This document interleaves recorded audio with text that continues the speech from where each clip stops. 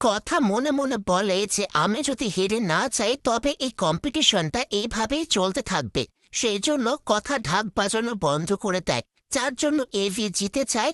আর জুনি এসে জিজ্ঞেস করে, তুই তো ভালোই বাজাচ্ছিলি, তাহলে বন্ধ করে দিলি কেন?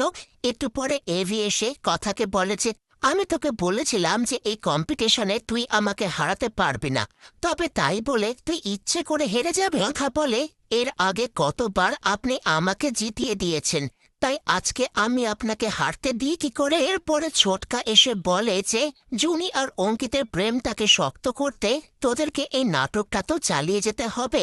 এরপরে অগ্নি একটা গান শুরু করে, যেই গানে কথা নাচতে শুরু করে।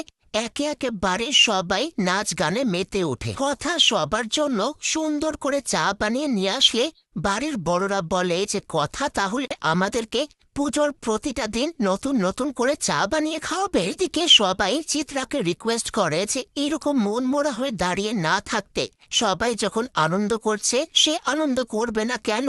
তাসিমুলিয়া বলে যে, তোমরা সবাই তো আনন্দ করছো, আমি থাকি বা না থাকি তাতে কার কি যায় আসে? তখনই অগ্নি বলে যে, মাকে ছাড়া কি পুজো ভালো কাটে? এটা শুনে কথা অগ্নিকে বলে যে, আমার যদি ক্ষমতায় থাকতো তবে আপনার মাকে আমি এখানে নিয়ে আসতাম। এইদিকে চিত্রা ভাবে যে, ঠাকুর বিসর্জনের আগেই আমি কথা আর জুনিকে শেষ করে দেব, ততদিন অবধি কাউকে কিছুই বুঝতে দেওয়া যাবে না। এদিকে দাদু ভাইকে দেখে অগ্নি বলে যে, আমার ঠাম্মি এইচওএফকে বিয়ে করতে কি করতে যে রাজি হয়ে গিয়েছিল। কথা বলে, সবকিছু কি আর আমাদের হাতে থাকে? এই দেখুন না, যেমন আমাদের বিয়েটা। আর আজকে এই বলে, আজকে আবার কি?